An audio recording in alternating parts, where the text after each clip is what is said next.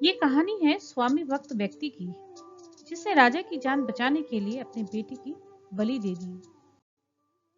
किसी समय शूद्रक नामक एक राजा था। उसे एक निजी सहायक की आवश्यकता थी। राजा ने घोषणा करवाई। उस पद के लिए आवश्यक हर गुणों से भरपूर वीरवर नामक व्यक्ति राजा के सम्मुख उपस्थित होकर बोला, महाराज, मैं आपकी सेवा में उपस्थित हूँ। पूरे तन मन धन से मैं आपकी सेवा करूंगा। कभी भी आपको शिकायत का अवसर नहीं दूंगा। कृपया मुझे अपने सहायक का पद देकर कृतार्थ करें। राजा और मंत्रियों ने वीरवर की योग्यता की परख करी।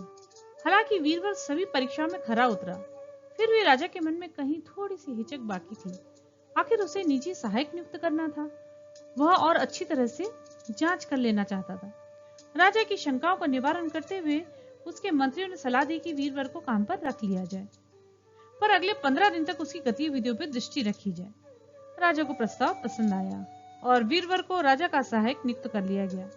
कुछ सिपाहियों को वीरवर पर कड़ी निगाह रखने के लिए नियुक्त कर दिया गया। धीरे धीरे अपने गुप्तचरों के द्वारा राजा को वीरवर के विषय में कई बातें पता चली। वीरवर अत्यंत धार्मिक तथा ईमानदार व्यक्ति था। यहाँ तक कि अपने वेतन का आधा भाग वह ईश्वर की सेवा में समर्पित करता था। 1/4 गरीबों को देता था और मात्र 1/4 अपने परिवार के भरण पोषण के लिए रखता था। वह कभी भी अपने काम से जी नहीं चुराता था। 14वें दिन रात के समय राजा सोने जा रहा था, तभी उसे फाटक पर किसी के सुबकने की आवाज सुनाई दी। उसने वीरवर को कारण जानने के लिए भेजा। वीरवर फाटक पर पहुंचा। वहां उसने एक सुंदर स्त्री को रोता हुआ पाया। वीरवर ने उसके पास जाकर उसके रोने का कारण जानना चाहा। उस युवती ने अपना परिचय देते हुए कहा कि वह राजा का भाग्य है, राजा का अंत निकट है। यही बात उसे भीतर तक परेशान कर रही है। अपने आप को वह संभालने में असमर्थ है और रो रही है। वीरवर अचंभित रह गया।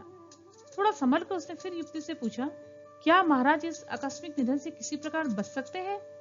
इस पर युवती ने जवाब दिया, हाँ, मात्र तुम ही उन्हें बचा सकते हो। उसने पुनः पूछा, कृपया स्पष्ट रूप से मुझे पूरी बात बताएं। युवती ने कहा, यदि तुम दुर्गा देवी के चरणों में अपने पुत्र के सिर की बलि चढ़ाओगे तो तुम्हारे राजा बच जाएंगे। इतना कहते हुए युवती अंतर्ध्यान हो गई। वीरवर ने उसे बहुत ढूंढा पर वह न मिली। वीरवर उसी पर चुपचाप अपने घर की ओर चल दिया। घर पहुंचकर उसने अपने पुत्र को जगा हुआ पाया। अचानक पिता को आया देख पुत्र ने पूछा, पिताजी, आप अभी कैसे घर आ गए? यह तो आपके काम का समय है। वीरवर ने अपने पुत्र को सारी बात विस्तार से बताई। राजा के प्राणों की रक्षा करने के लिए वीरवर का पुत्र प्रसन्नता पूर्वक तुरंत अपने प्राणों की आहुति देने के लिए तैयार हो गया। वीरवर उसे लेकर दुर्गा माँ के मंदिर में गया। पुत्र का सिर काटकर उसने माँ के चरणों में अर्पित कर दिया। पुत्र के दुख से दुखी वीरवर ने तभी अपने प्राण भी दे दिए। वीरवर की पत्नी ने पुत्र और पति की मृत्यु का दुख न सह सकने के कारण अपनी जान दे दी। राजा के गुप्तचरों ने इस सारी घटनाओं की सूचना राजा को दी। वीरवर के बलिदान की बात सुनकर राजा शूद्रक दुख से अभिभूत हो गए। दुर्गा माँ के चरणों में बैठकर उन्होंने प्राणों का अंत करने का निर्णय किया। तभी दुर्गा माँ ने आविर्भूत होकर राजा को ऐसा करने से रोका।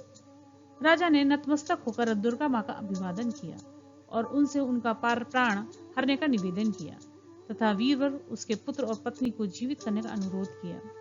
दुर्गा माँ ने कहा, राजन, चिंता मत करो, मात्र आपको यह बतलाने के लिए वीरवर कितना स्वामी भक्त है, यह आपकी और वीरवर की एक छोटी सी परीक्षा थी। मैं सबको जीवन दान देती हूँ। आप सभी दीर्घायु हो तथा समृद्धशाली हो। अगले ही पल वीरवर ने अपने परिवार के साथ उठ खड़ा हुआ। राजा ने वीरवर को अपना आधा राज्य देकर उसे प्रमुख सलाहकार नियुक्त कर दिया। इस कहानी से शिक्षा मिलती है, एक कर्तव्यनिष्ठ व्यक्ति सदा स्वामी भक्ति का पुरस्कार पाता है।